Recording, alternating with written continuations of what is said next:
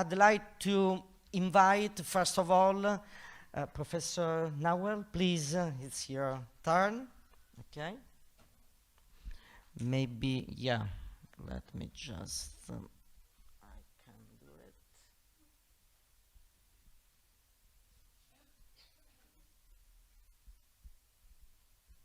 Okay, please. Thank you very much. First and foremost, I'd like to thank the UNIMED for this very successful meeting with all the partners. And I'd like also to thank the president of this panel and all those who have already done a lot of work to make it right and to make it succeed. I will try in 5 minutes, as I have been recommended, to explain the vision and the application of artificial intelligence in Algeria. And in order to explain this vision, I need to put you in the context. The context is that now we really need to change and to shift.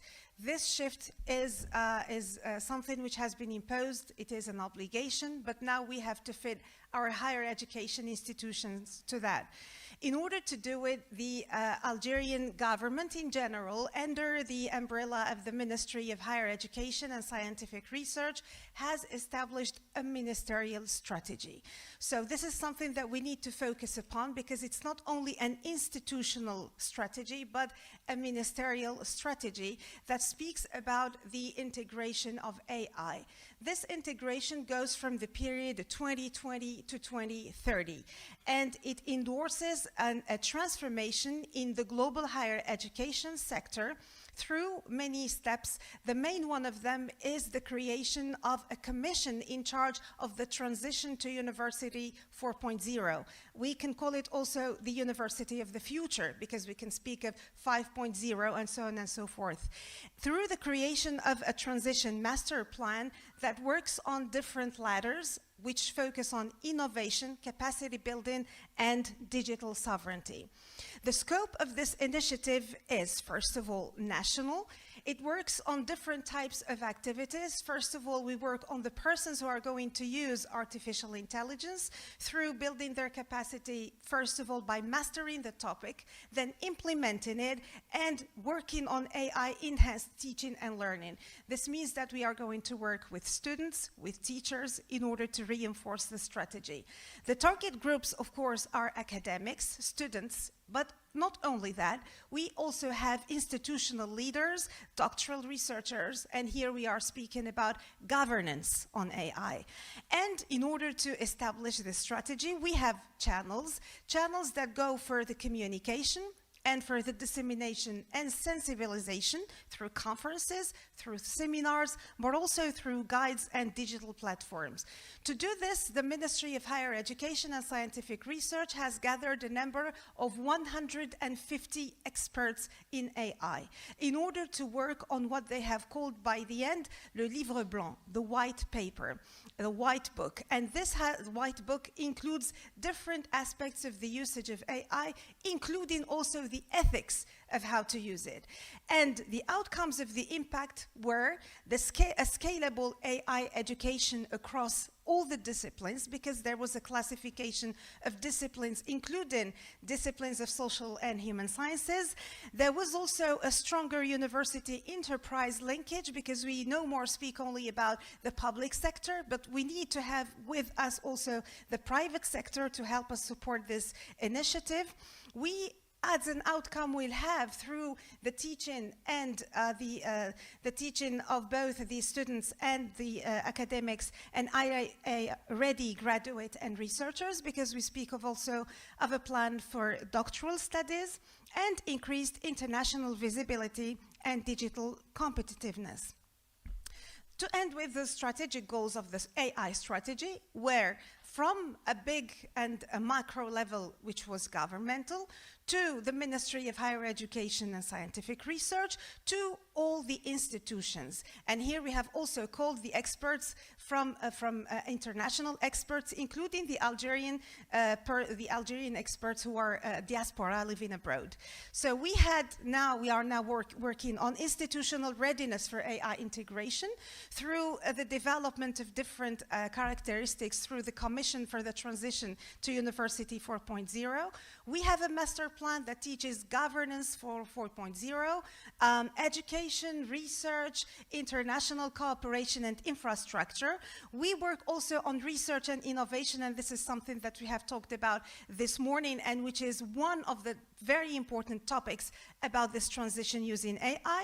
We work on the human capital development for AI-driven economy, and definitely about international and regional collaboration. This is the aim of this meeting, but also other institutions and other measures that we are doing in the framework of applying AI.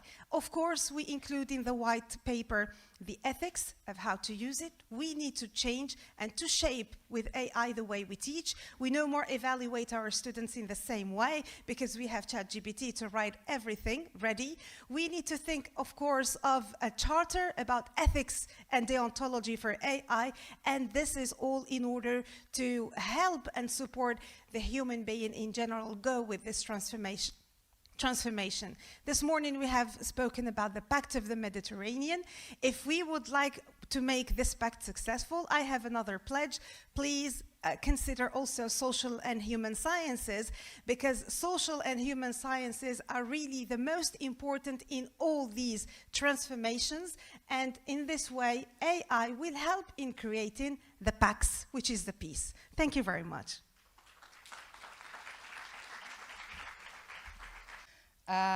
Key insights, just to make a short summary of what we learned from the cases.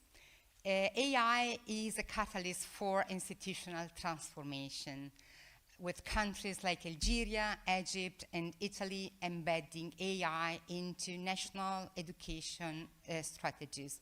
We learned from Naouel what Algeria is doing, and apparently it's setting the bar very high in terms of institutional national strategies for AI. Yes, that, yeah, you have to switch to the local slides. Thank you. Okay, great. So now I got 3 questions, for the panelists, so I recommend to be short, okay, to be pretty short. So the first one is the one you can read. From your experience perspective, what is the status of the introduction of artificial intelligence in the education system, specifically impacting teachers and students, not only, but in general, and particularly in the Mediterranean area? So not everyone could reply, just some of you. Naouel, you wanna, please? I think that from the experience that we have witnessed in Algeria, there is, obviously there is an introduction of AI, but I believe that before speaking of AI, we need to speak of the tools, the means, the infrastructure, and because AI is put at a certain ladder. So I think that the status now is, first of all, to speak about the shift of how to use it by understanding the needs of it to use AI, but also, at the other hand, what do we need in order to apply it?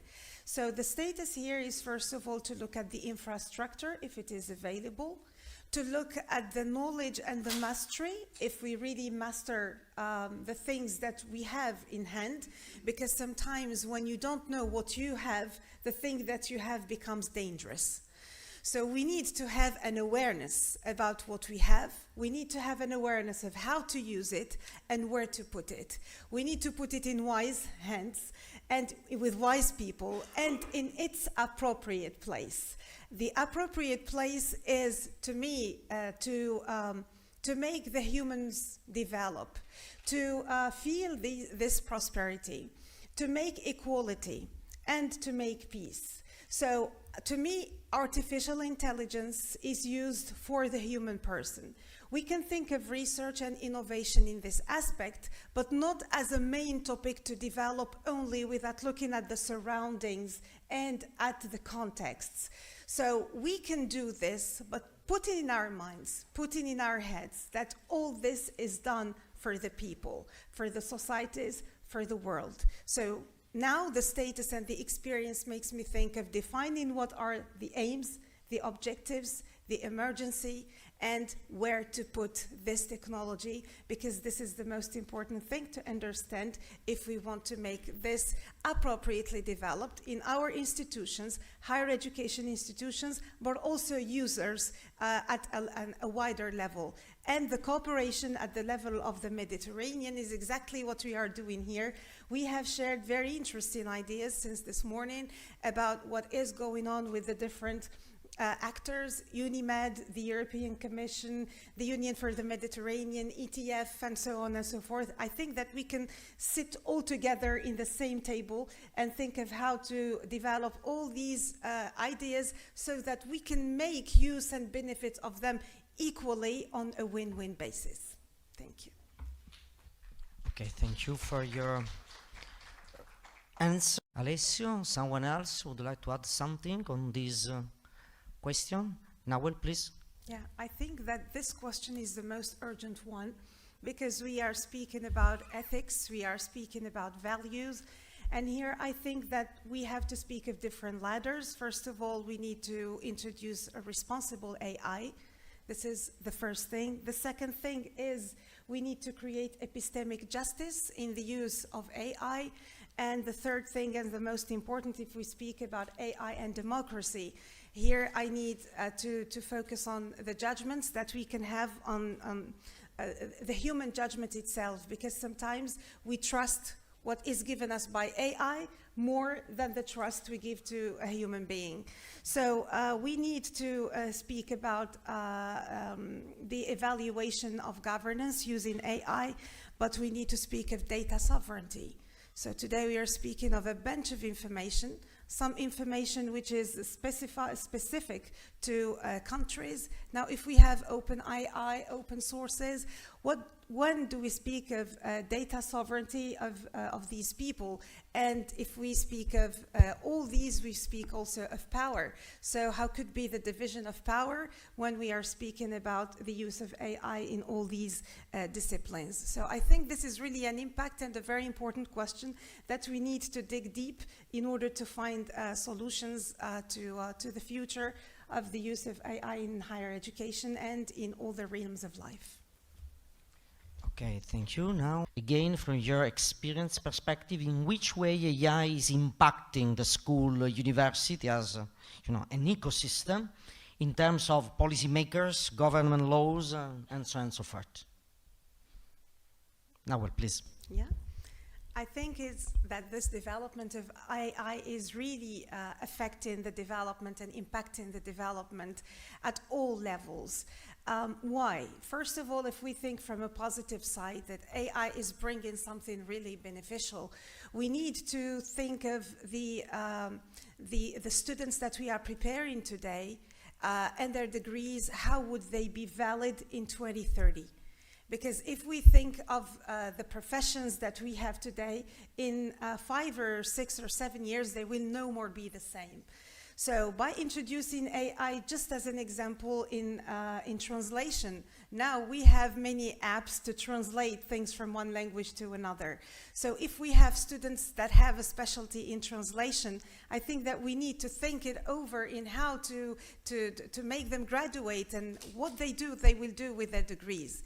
So the first thing to change is the nature of the degrees that we are giving to our students and think of how they will be useful in order to find jobs. This, of course, when we think of our students and how to train them, we automatically will change the whole ecosystem. We change the way of how to look at them. We change the way of how to provide them with the appropriate tools, education, research, and so on and so forth.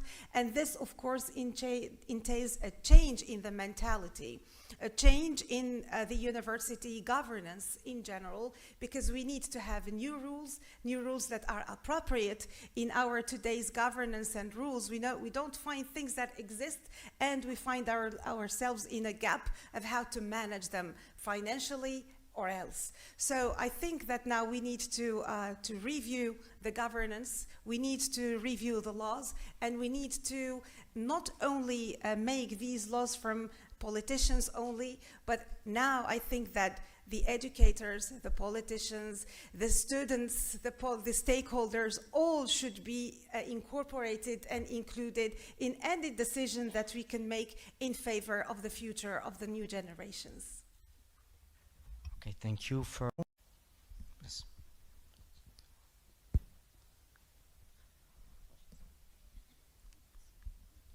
Thank you very much. This is Talib from Arbil Polytechnic University, Kurdistan region of Iraq. It's wonderful presentations regarding AI. Actually, nowadays it's very common and very popular among all teachers and students. So regarding AI, how can university and teachers make sure that students can use it properly, apart from the other type, you know, because it affects creativity. AI is kind of data which is driven by human, that data put it on computer using technology, and it produces what we wanted. But the question is here, how can we make sure that does not it affect the creativity of people? Because we have to mention the downside of the AI. And what are the UNESCO's guidelines regarding the ethics of using AI? It's very important.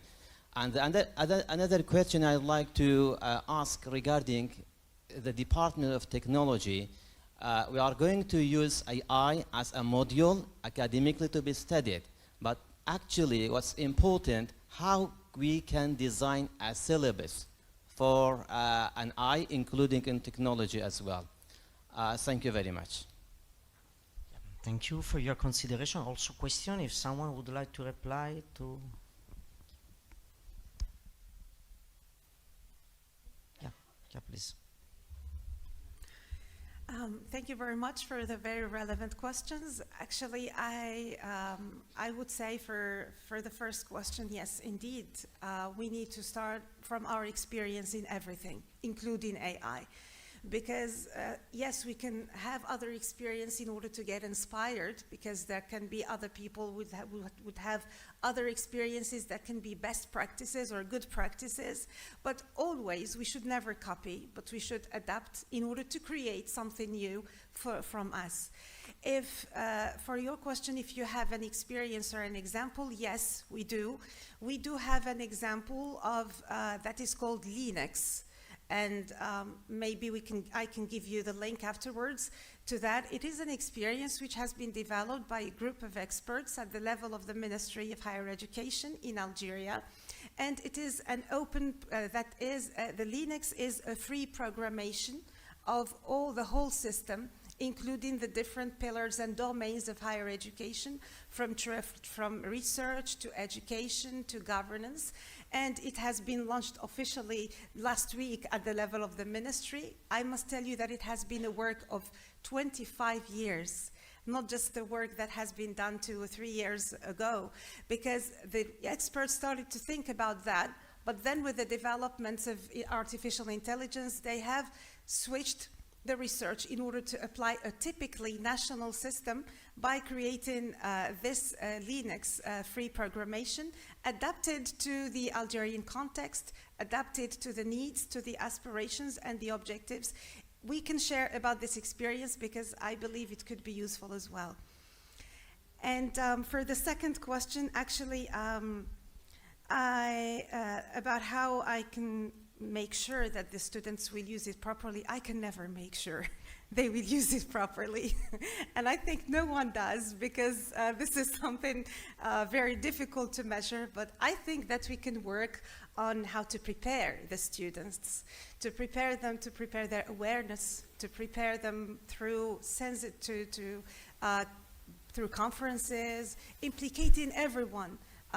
Even when we make activities with the student clubs in order to make all the others aware about that. And also, I think that in the experience that I have presented, of course, I just had 5 minutes to do it, but the white paper, which has been developed by the Algerian ministry, contains a number of ethical issues that can provide guidelines in order to help support our students be more aware of the use of artificial intelligence, not to kill their creativity, but to the contrary to that, help them support that. I think that we as educators need, first of all, to change our paradigm and to think of new ways of evaluation, new ways of teaching, new ways of giving credits. And this is how we can move forward to support ourselves and our students in this regard. Thank you. Okay, just Cyrene, just very.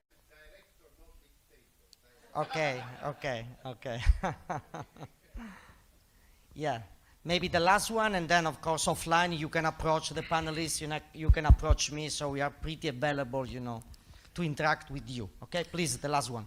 Thank you, and thank you to the non-dictator director. Thank you. Thank you, Marcello. I think it's we use at FAO and promote artificial intelligence in many sophisticated and very essential programs for sustainability. Among them, the best now is intelligence or precision irrigation system that use AI to measure the right time for irrigation, the precise watering system. The question comes, how far low can we go in the education system to start bringing awareness at primary school, secondary school? I know that the sophisticated use of it comes well at university level, but I think when we consider so many aspects of non-clear, we need to start somewhere by developing some awareness system. One last point, when we are asked at FAO in the days of GMOs, the genetically modified foods or organisms or seeds in particular, and countries, can we use them? Are they safe? We say two things that you need to have before you can go to explore this unclear path. One is that you have to own your original seeds and store them. Two, you have to own the technology for the genetic modification. You do it yourself, so you know what you're doing. I think a lot of this concept needed in AI, based on what they said. You need to somehow be able to reverse engineer what you've had before so you don't lose it, but you also need to be able to own the development itself. Thank you. Someone of you would like to just quick reply? Well, I can't disagree, of course. I agree about all what you said. Indeed, if we want to speak about a plan, about a national plan or a Mediterranean plan of introducing AI, we cannot only stick and put it at the level of higher education, but it is a philosophy and it is a culture. And that is why we need to start from the lower levels. I mean, we can adapt the teaching of AI to all levels of education, starting from primary school.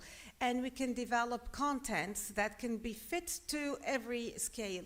This is how we can start making this awareness gradually, and also studying what are the needs and prospects in every field.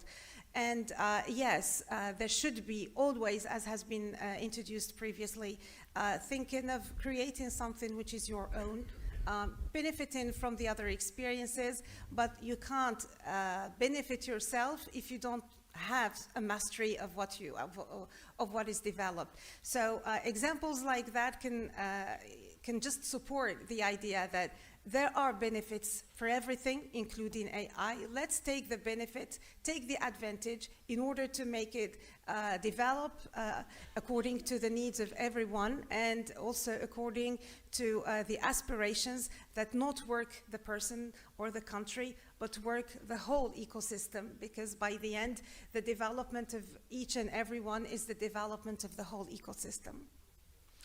Okay, great. I guess that we came at the end of this panel, so I'd like to thank, the panelists for their great contribution. Also Roberto online, okay, and thanks a lot. Again, approach the panelists even offline in order, to interact with us, with them. Okay, thank you very much. Thank you very much. Actually, it's not a question, but I would like to share a good practice as well. Regarding refugees, I would like to mention a project that has been coordinated also by the University of Sétif II under the Erasmus Plus program. It is called CIRES, and UNIMED was one of the main partners as well in this project. And in the project, we have worked on the creation of institutional capacities for the integration of refugees in higher education. and was a big sum of students that have been inside the project. The difference between this project and others is that the refugee students themselves were integrated and part of the project from the beginning to the end. That means when we did the questionnaire, when we did the training, we always asked them what should be the content. We had to listen to them, to their suffering, to how they feel once they are in an asylum or in a country where they had to flee the war. And we have ended up with, of course, a publication with a number of results. But what I wanted to say is that by the end we did a sub-network that is called the sub-network CRS. And we are continuing working with the refugee students, not only from the universities which were partner in the project, but now we are enlarging it to different persons, different NGOs, with the civil society, with every person which has a concern about refugees and taking that into consideration. So maybe we can also share some ideas on how to make synergies between what you are doing and between also the sub-network CRS. Thank you very much.